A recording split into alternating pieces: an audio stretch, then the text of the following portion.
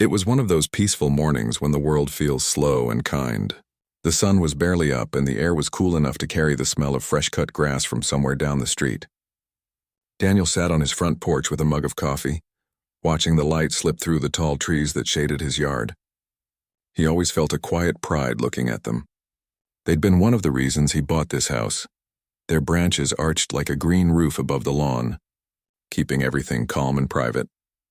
He had moved into this neighborhood only a year ago, but it already felt like home. The neighbors waved when they walked their dogs. Kids played basketball near the cul-de-sac, and the mail carrier always had a smile. It was a calm little place where nothing strange ever happened. The kind of neighborhood where you'd expect every day to feel the same. And that's what Daniel liked about it. He'd worked hard for years to buy his first home. He'd gone through all the stress, signing papers, waiting for approval, paying fees. And when he finally got the keys, he promised himself he'd take care of this place better than anything else he owned. Every weekend, he mowed the grass, cleaned the gutters, and watered the trees. He'd even put in new flowers by the mailbox. It was his little piece of peace. That morning, though, something felt slightly off. He noticed a flash of yellow through the branches, bright enough to make him squint. He stood up, walked down the path, and frowned. There, nailed to one of his trees, was a big yellow sign. It looked official, with bold black letters printed across the middle. He stepped closer to read it. Community property, maintenance scheduled. He read it again just to be sure he wasn't seeing things. Community property? What did that mean? These trees were in his yard, just a few feet from his porch. He had watered them all summer, spent money to trim them last fall. How could anyone say they weren't his? He looked around. 2 more signs were posted on the trees beside it. They all said the same thing. A feeling of confusion crawled over him. Maybe it was a mistake. Maybe the HOA had mixed up addresses. Still, the signs were there, nailed right into his trees like a warning. He pulled out his phone and snapped a few photos. Then he walked back to the porch, still staring at the signs in disbelief. His neighbor, an older man named Tom, was walking his dog nearby and waved.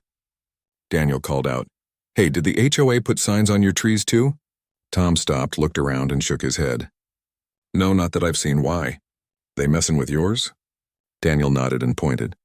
"Look, they say community property. Since when are my trees community property?" Tom squinted at the signs, then let out a short laugh. Typical HOA nonsense. They probably just want to look busy. Daniel smiled weakly, but he couldn't shake the uneasy feeling. He didn't like seeing something official nailed into his trees. It wasn't just about the signs, it was about what they implied. If those trees weren't his, what else wasn't?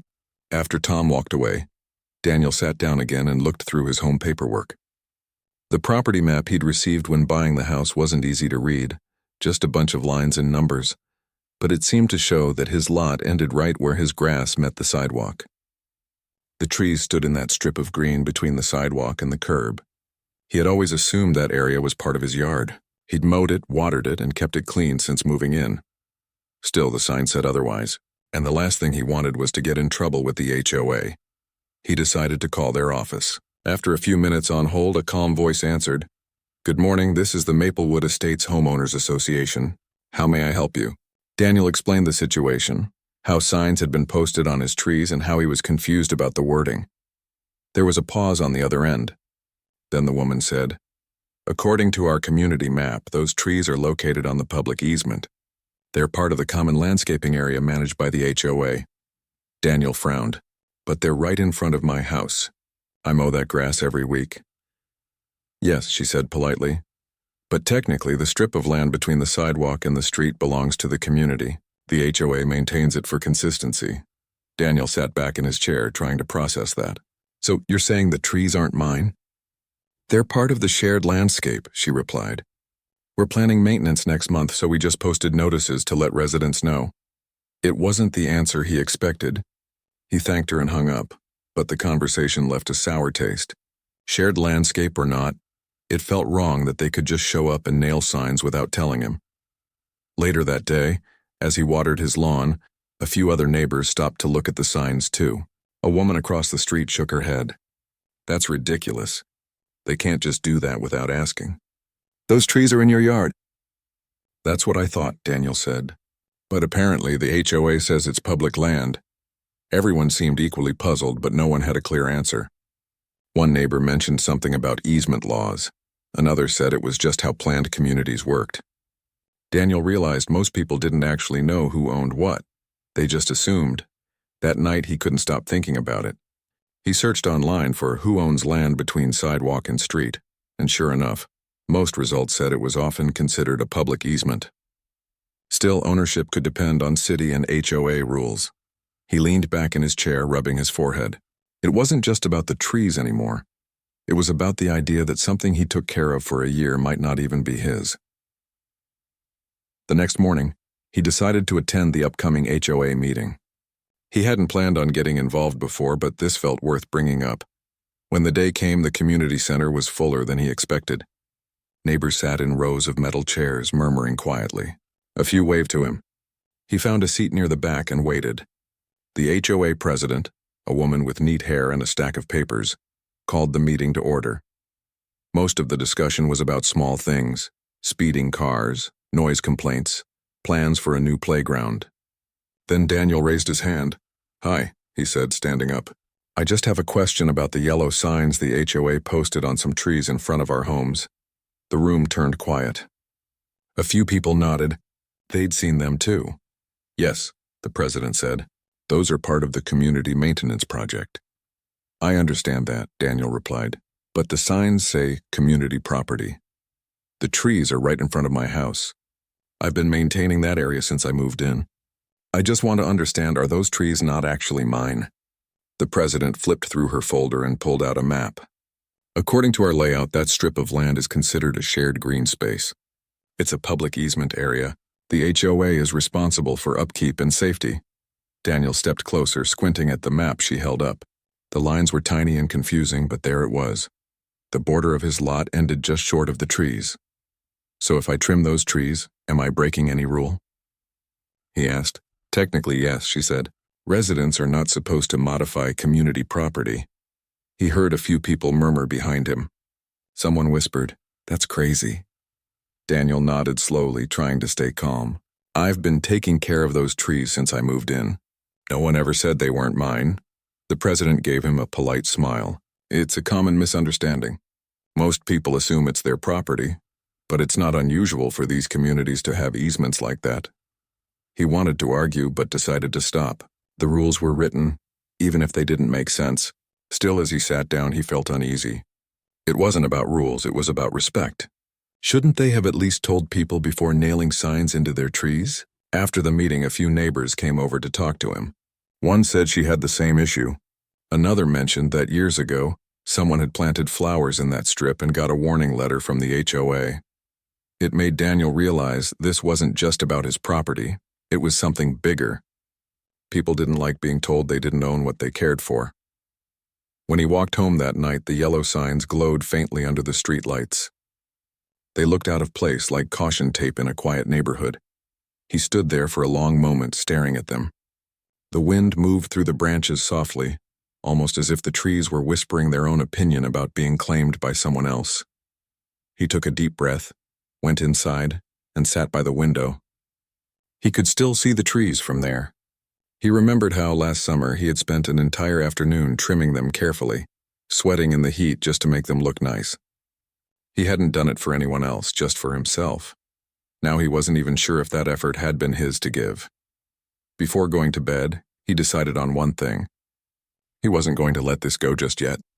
Not out of anger, but out of curiosity, and maybe a bit of pride. He wanted to know exactly where his property ended and where the HOAs began. Because if they could claim his trees today, what would they claim next? The next morning started like any other, but Daniel's mind was still tangled around what the HOA president had said. He kept thinking about that map and the way she'd explained everything as if it were just common sense. To her, it was a small technicality, but to him it felt like something more, like someone quietly moved the line that separated his home from everything else. When he stepped outside, the yellow signs were still there, bright as ever. The breeze made them sway slightly, and every time they moved, they caught his attention like blinking lights. He stood there for a while, staring at the words, community property, maintenance scheduled. He said them out loud under his breath, almost like he was testing how they sounded in real life. They didn't feel right. His neighbor, the older man named Tom, came over again, sipping coffee from a travel mug. "Still there, huh?" he said with a grin. "Yeah," Daniel replied. "I talked to the HOA. They said these trees belong to the public." "Some easement thing," Tom frowned. "Public, that doesn't make sense. It's your yard." "That's what I thought too," Daniel said, half laughing. "But apparently, the land between the sidewalk and the street isn't mine. I can't touch it without their permission." Tom shook his head. "I've lived here 20 years and never heard of that. Sounds like they're making things up to keep control." Daniel smiled politely but didn't say anything. He didn't want to sound like he was starting trouble. He just wanted to understand what was going on. Later that day, he sat inside with his laptop open, looking up his property records. The county website wasn't easy to use, but after a few minutes, he found a digital map. It showed his lot outlined in thin black lines, and sure enough, the boundary stopped short of the trees. A faint gray strip labeled public easement ran along the front, so technically the HOA hadn't lied. But that didn't make it feel any better. He thought about all the weekends he'd spent mowing that grass, trimming those branches, sweeping the sidewalk after storms. Nobody from the HOA had ever done that. Yet now they were claiming it belonged to them. He picked up the phone again and called the HOA office. The same polite woman answered. "Hi, it's me again, Daniel from Cedar Drive," he said. "I just wanted to ask something. If the easement belongs to the public, why does the HOA have control over it instead of the city?" There was a short pause. Then she replied, "The HOA maintains public easement areas to keep the neighborhood consistent and well kept. The city allows associations to do that as long as they follow landscaping standards. So the HOA doesn't actually own the land?" "Not exactly," she said. "It's managed by the association on behalf of the community." Daniel sighed quietly. "So they can put up signs or trim trees even if I don't agree?" "That's correct, sir. Those areas are considered shared spaces." He thanked her and hung up. Shared spaces. That phrase echoed in his head. He'd never thought of the front of his yard as shared. When he planted flowers, nobody else came to water them. When the grass grew long, nobody else mowed it. It felt strange to think that something he had cared for all this time could be seen as belonging to everyone but him. He decided to talk to more neighbors. Maybe he wasn't the only one confused. He started with a woman 2 houses down who often gardened in front of her porch. When he mentioned the signs, she frowned deeply. "They did that to me last year," she said. "I had tulips planted in that strip, and they dug them up during a maintenance project, said they had to keep everything uniform." "Did you complain?" Daniel asked. "I tried," she said. "But the HOA said it wasn't my property, so I didn't have a say." That made Daniel feel uneasy.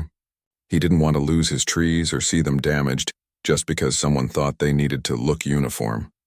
Later that evening, as the sun started to set, he saw a small group of neighbors gathered near the mailboxes, talking in low voices. Curious, he walked over. They were discussing the same issue, the signs, the rules, and how unclear everything was. One man said the HOA landscapers had once cut down a bush his wife loved. Another said they'd been fined for trimming a tree without permission. It wasn't just him, Daniel realized. Everyone had a story.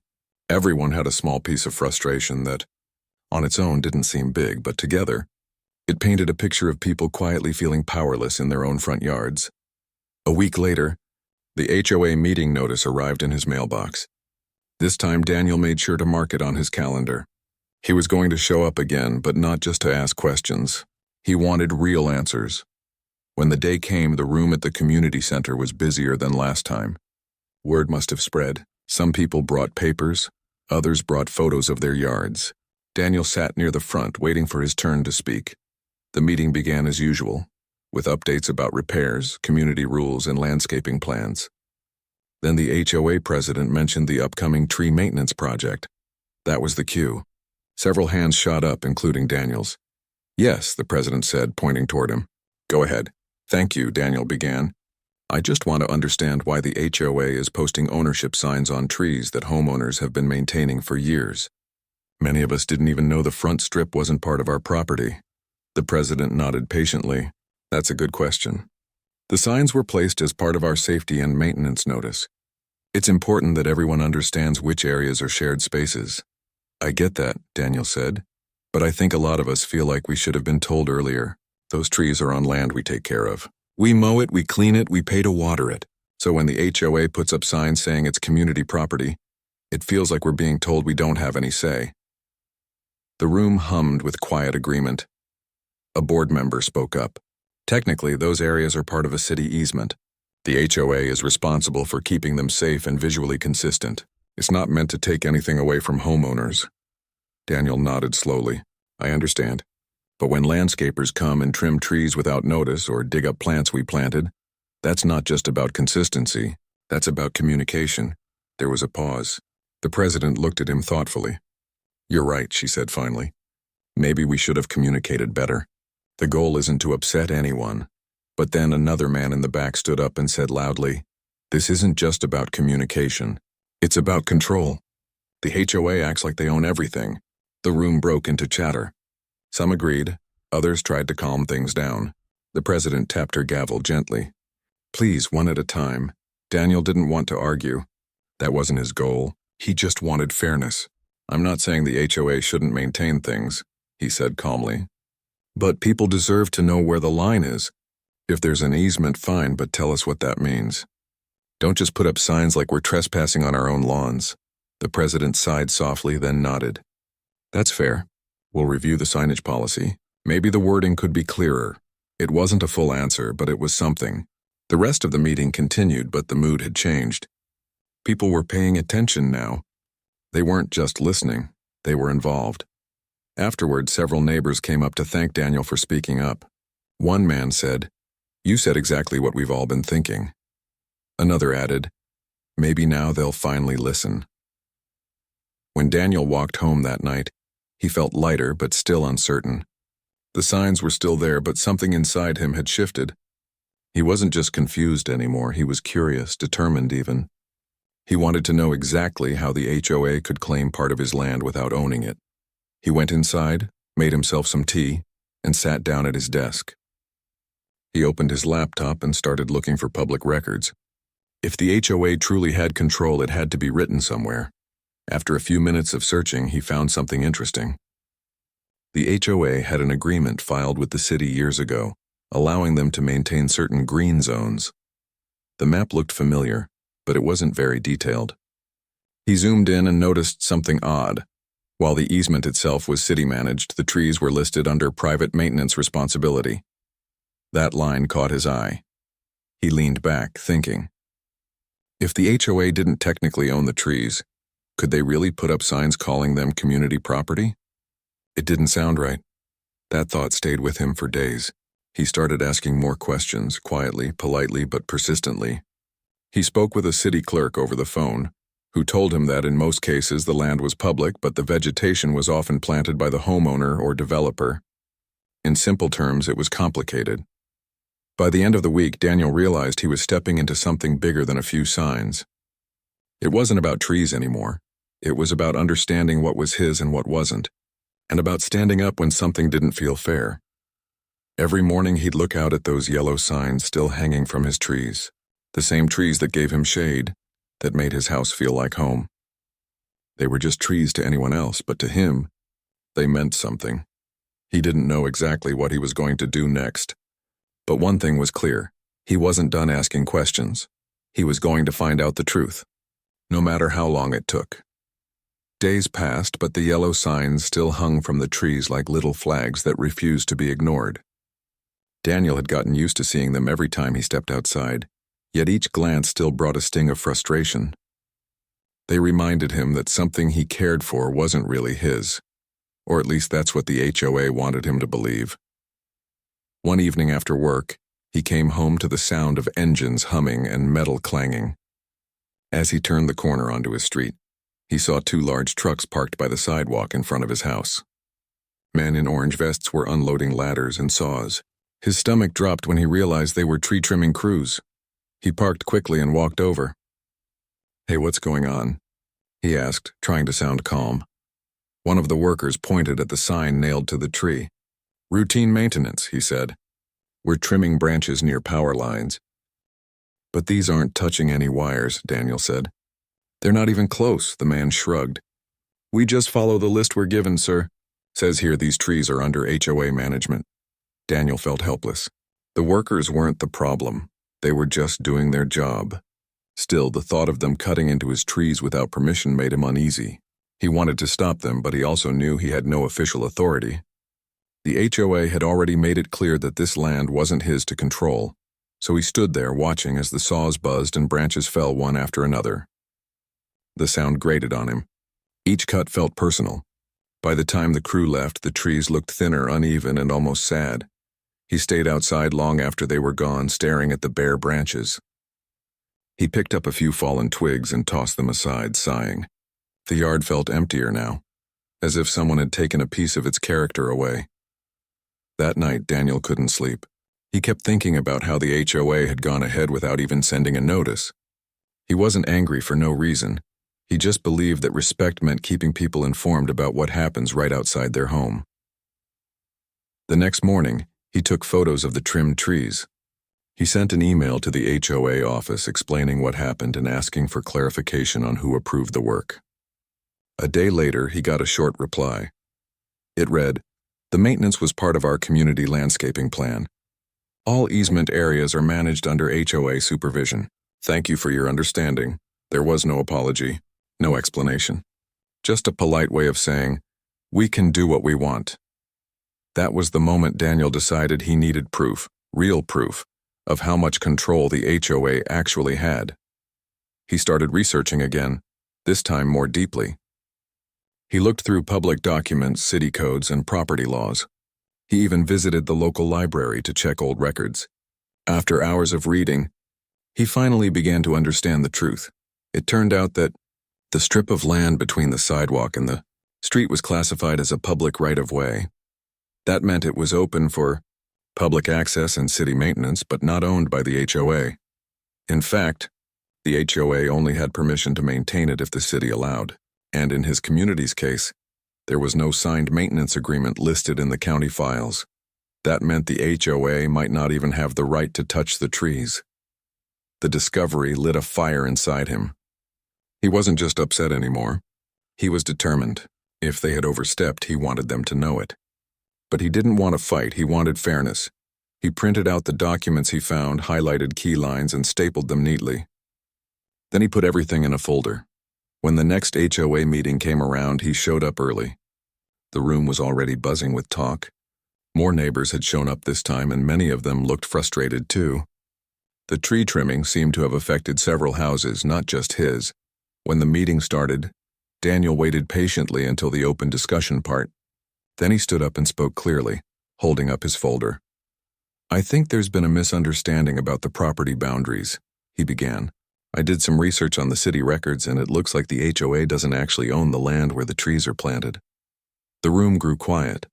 All eyes turned to him. He continued, "It's a public easement.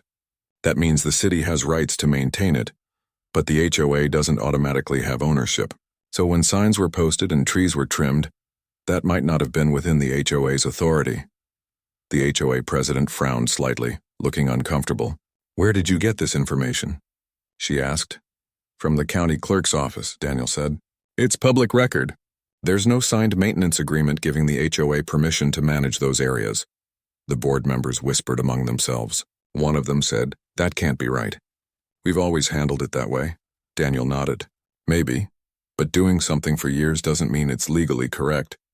I'm not here to cause problems. I just think homeowners deserve to know what's actually theirs and what isn't." Several neighbors clapped quietly. A few even murmured, "He's right." The president leaned forward. "If what you're saying is true, we'll need to review it. But the signs were meant to mark trees that need trimming for safety reasons." "I understand safety," Daniel replied calmly, "but these trees weren't near any power lines, and no one told us in advance." "That's not safety, that's poor communication." Another neighbor stood up. "They cut mine too," she said. "Didn't even ask. My husband almost argued with them that day." The meeting grew louder as more people shared similar experiences. The HOA board tried to keep control, but it was clear that homeowners were upset. For the first time, the board wasn't the one leading the conversation. The residents were.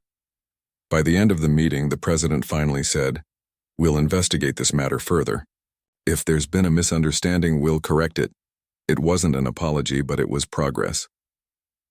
After the meeting ended, several neighbors came to thank Daniel again. One older woman smiled and said, "You've got some guts standing up like that. Most of us wouldn't have bothered." Daniel laughed lightly. "Honestly, I just wanted answers. I think everyone deserves to know the truth." When he walked home that night, he felt proud but also cautious. He knew the HOA wouldn't like being challenged. Still, he couldn't ignore what he'd found. Over the next few days, things started to change. The HOA sent out a notice saying they were reviewing property management boundaries. The yellow signs came down quietly, without announcement. The trimming crews didn't return. For a while, the neighborhood seemed calmer, but Daniel knew it wasn't over. A week later, he received a letter in the mail. It had the HOA logo at the top. He opened it, expecting maybe a thank you or clarification. Instead, it said, "Dear resident, we've received reports of unauthorized contact with city offices regarding HOA property. Please be reminded that any inquiries about community maintenance should be directed through the association."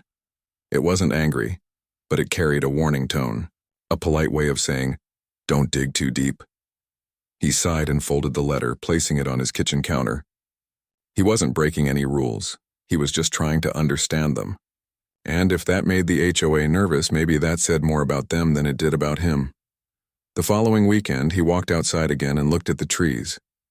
They were still recovering from the trimming, some branches uneven, others already sprouting new leaves. It was strange how something as simple as a few signs could change how he saw his home. Before all this, those trees were just part of the background, something nice to look at. Now they meant something more. They were a symbol of ownership, of the quiet pride people feel when they care for their space. Tom, his neighbor, came over again, holding 2 cups of coffee. He handed one to Daniel and said, "You really stirred things up, huh?" Daniel smiled faintly. "I guess I did." "Good for you," Tom said. "They've been bossing everyone around for too long. Maybe now they'll think twice before putting up signs." Daniel laughed softly. "I'm not trying to start a war. I just think they need to treat people like people, not like tenants." "Exactly," Tom said. "We all pay to live here. We deserve some respect." They stood there quietly for a while, sipping coffee and watching the sun rise through the bare branches. The air felt lighter somehow, like the tension had eased just a little. As Daniel looked at his yard, he realized something important. Maybe it wasn't about who technically owned the trees. Maybe it was about the principle, about taking care of what's around you and being treated fairly in return. The HOA might have power on paper, but what really mattered was the community, the people who actually lived there, cared there, and wanted peace there. Daniel smiled to himself. The fight wasn't over, but at least now everyone was paying attention. And sometimes that's how real change begins. Not with anger or shouting, but with one person calmly asking, why? He went back inside, feeling more at peace than he had in weeks. The signs were gone. The trees were standing tall again. And though the roots might not legally belong to him, the care and love he'd given them always would. That night, he couldn't sleep. The sound of chainsaws from earlier still echoed in his mind. Every time he looked out the window, the empty spaces where the branches used to be felt like a wound. Those trees had been part of his daily life. He'd watched them through every season, covered in snow, full of green leaves and glowing golden in fall. Now they looked half bare, like something precious had been taken away from him without permission. He sat at his desk with a cup of cold coffee and opened his laptop. Something didn't sit right. The HOA had said the trees belonged to the community, but he couldn't understand how that could be true when they stood inside his yard. He decided to find out for himself. He started by pulling up the property documents that came with his house. There were words like easement and public right-of-way, which he had never paid much attention to before. But now they suddenly mattered. He realized there was a narrow strip of land between his fence and the sidewalk that technically wasn't part of his lot. It was labeled as public access area. That explained why the HOA said it wasn't his, but then another question came up in his mind. If that area was public, who actually owned the trees? He looked through his receipts from last year when he had hired a local gardener to trim those same trees. He had paid out of pocket for that work. And no one from the HOA had said a word. If they had truly owned them, why hadn't they maintained them before? Why now? The thought bothered him enough that he decided to take it further. The next morning, he visited the county property office. The building was quiet, and an older clerk greeted him kindly. He explained what happened, how the HOA had posted signs claiming ownership of his trees. The clerk nodded, saying he wasn't the first person to bring up such confusion. She walked over to a filing cabinet and pulled out some large printed maps. They looked old, like they had been made decades ago. Together they found his street and the little square that represented his home. Sure enough, the strip where the trees stood was marked as a shared easement. But then the clerk leaned closer and said something that changed everything. "See this note here?" she said, pointing at tiny letters printed below the map. "The HOA manages the easement, but the vegetation, meaning the trees and plants, remain the responsibility of the adjoining homeowner unless the association has a separate agreement in writing." Daniel blinked in surprise. "So, the HOA can't just come and cut them down or put signs up?" "Not unless you signed a maintenance agreement giving them that right," she said calmly. "And most homeowners don't." His heart jumped. That meant the HOA had overstepped. The trees were technically his responsibility, even if the ground beneath them was part of the easement. They couldn't just post signs saying the trees belonged to them. He thanked the clerk and took copies of the documents. The drive home felt long, but for the first time in days he felt a sense of control returning. He wasn't just upset anymore, he had proof. That evening he went through his HOA papers again, searching for any mention of maintenance rights. He found none. The only documents he had signed were about community rules, parking, lawn upkeep, and home appearance. Nothing about giving the HOA permission to claim ownership of anything on his property line. He started drafting an email. He wasn't angry in it, just firm. He attached the county documents and politely asked for clarification. He wanted to know why the signs were put up without homeowner consent. He pressed send and waited. Days passed. The HOA didn't respond right away, which didn't surprise him, but he noticed that other neighbors had started to get curious. A couple from across the street stopped him one evening and said they'd seen the same signs go up near their flower beds. They too were confused about why the HOA was labeling things as community property. That was when Daniel realized this wasn't just about his trees. It was something bigger. Maybe the HOA had assumed authority over areas they didn't actually own. Finally, a week later, he received a reply. The email came from the HOA president herself. She thanked him for bringing the concern to their attention and said they would review the issue. But the tone of the message felt distant, almost dismissive. It didn't sit well with him, so he decided to take it one step further. He printed everything, the maps, the county clerk's notes, and the HOA's email, and decided to bring it to the next HOA board meeting in person. When the day came, he arrived early.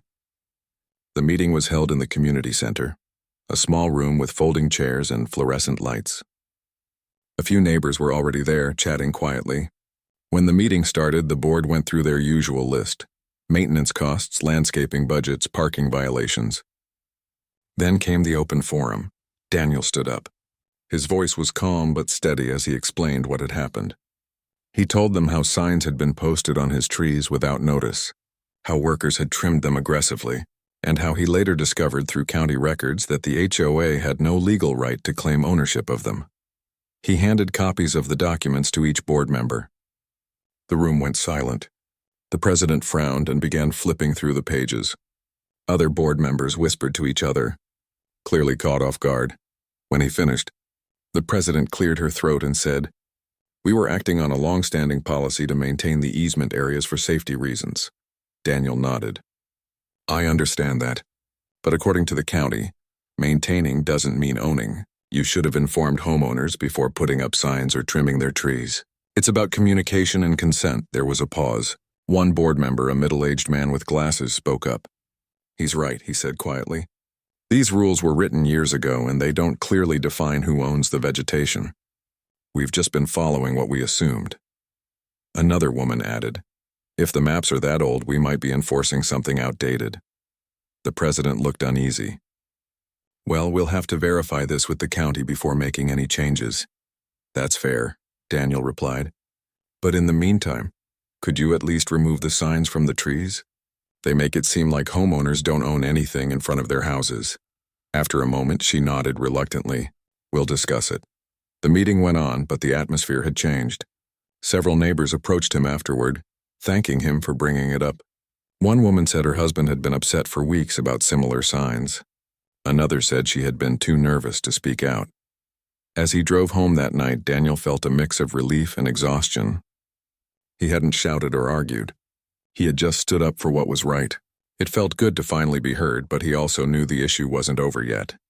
The HOA had agreed to review things, which could mean anything. Still, it was a start. A few days later, something small but meaningful happened. The yellow signs disappeared. The trees stood quietly again, no longer marked as property of the community. That sight alone made him breathe easier. But then, an email arrived from the HOA office inviting homeowners to a policy review session. It said they would be updating rules regarding landscape maintenance and ownership boundaries. That confirmed it. They were taking the matter seriously. During the session, the HOA admitted that their old maps and agreements were based on developer plans from decades ago, long before the area was fully built. The board agreed to clarify property responsibilities in writing and ensure all future maintenance work required homeowner notice and approval. For Daniel, that was a small victory, but a meaningful one. He didn't want to fight anyone. He only wanted fairness and respect for personal space. And in the process, he had helped not just himself, but his entire neighborhood. Later that week, he stood in his yard again, looking up at the trees. The trimmed branches had already started sprouting new growth. It would take time for them to look full again, but they would recover, just like his trust in the community. He realized that sometimes people in charge don't mean harm, they just act out of habit, following rules that no one questions. But when someone finally does question them, real change can begin. As the evening sun filtered through the leaves, he smiled quietly to himself. He wasn't just looking at trees anymore. He was looking at a reminder that standing up calmly with facts and patience could make a real difference. And for the first time in weeks, he felt at peace again. The following week, a letter from the HOA arrived in every resident's mailbox. It looked different from the usual notices about lawn care or community dues. This one had a calm tone, almost apologetic. It explained that after reviewing all property maps and county records, the board realized some parts of the neighborhood guidelines had been misunderstood. The letter admitted that the trees and plants along the easement areas were indeed maintained by the homeowners, not owned by the HOA. It said they were working with the county to correct the outdated maps and promised to involve residents in future maintenance decisions. At the end, it thanked everyone for their patience and cooperation. Daniel stood in his kitchen reading it twice. For a moment, he didn't move. It wasn't about winning an argument, it was about being heard. He felt a quiet sense of satisfaction. A day later, as he walked down the street, he noticed something different about the neighborhood. People were smiling more, stopping to chat near their mailboxes. The tension that had hung in the air for weeks seemed lighter. Some even laughed, making small jokes about the sign incident. One of his neighbors, an older man who usually kept to himself, waved and said, "You know, I didn't think anyone could get the HOA to listen." "Good job," Daniel smiled. "I just wanted things to make sense." The man chuckled.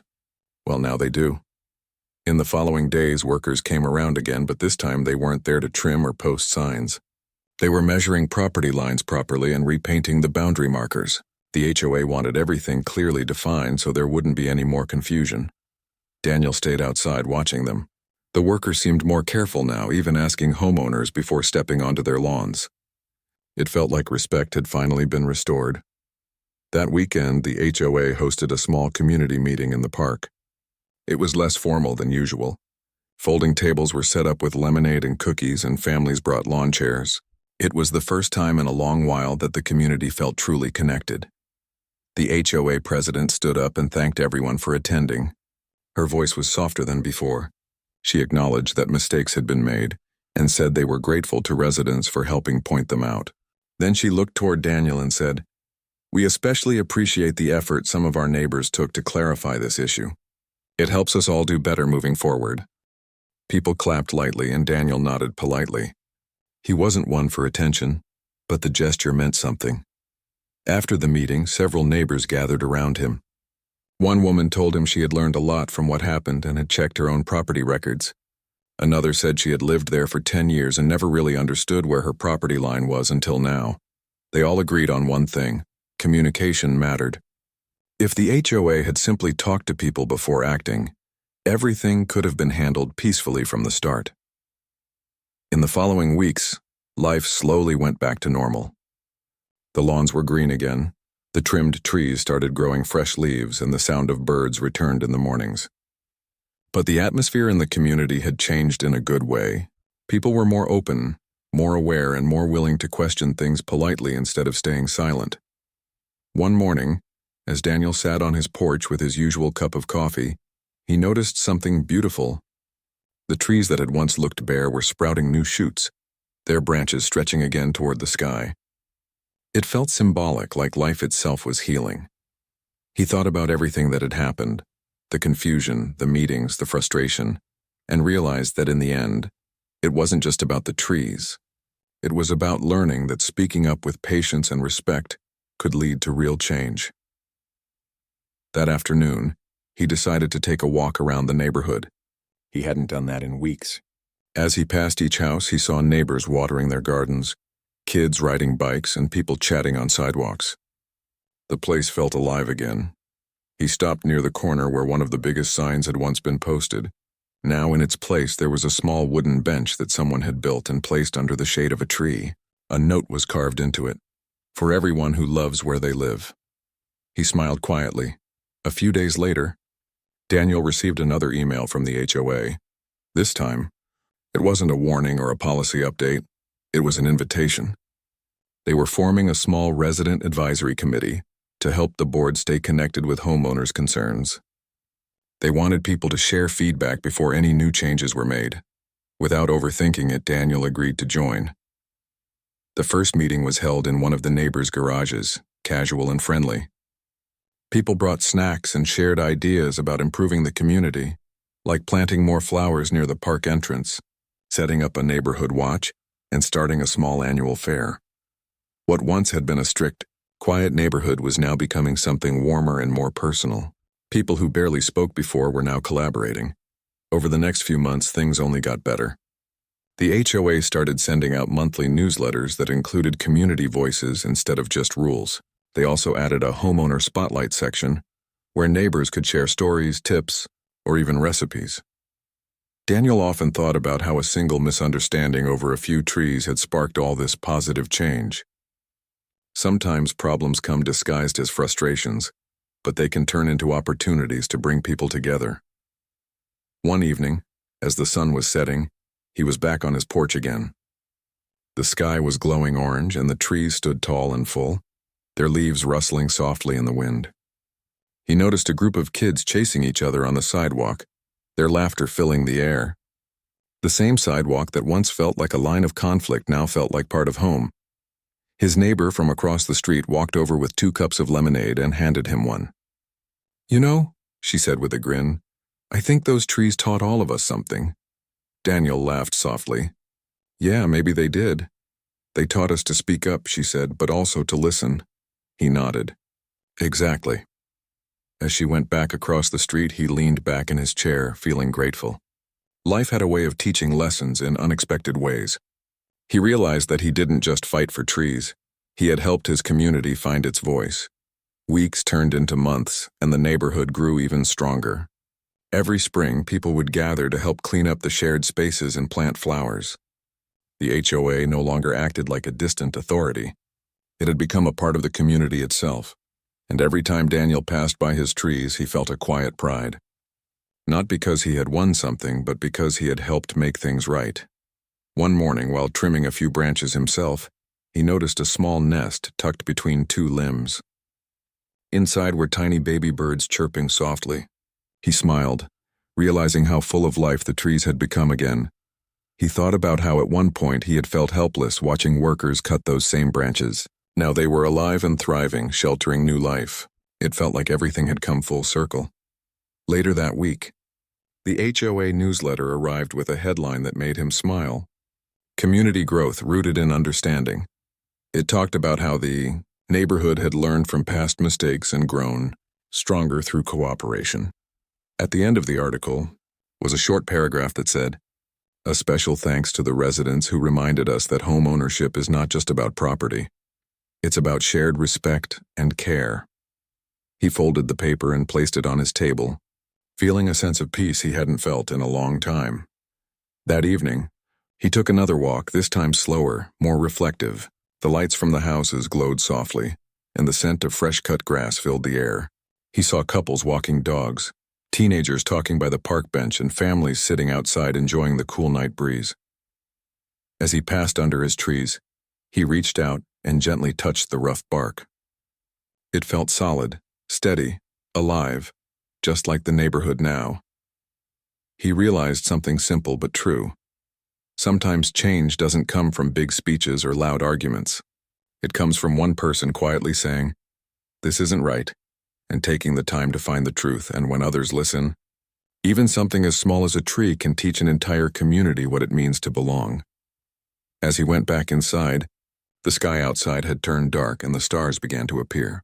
He stood by the window for a moment, watching the shadows of the trees sway gently in the night breeze. He smiled to himself, grateful for everything, the struggle, the lessons, and the peace that followed, because now the trees weren't just part of his yard anymore. They were part of his story, and they would keep growing just like he had.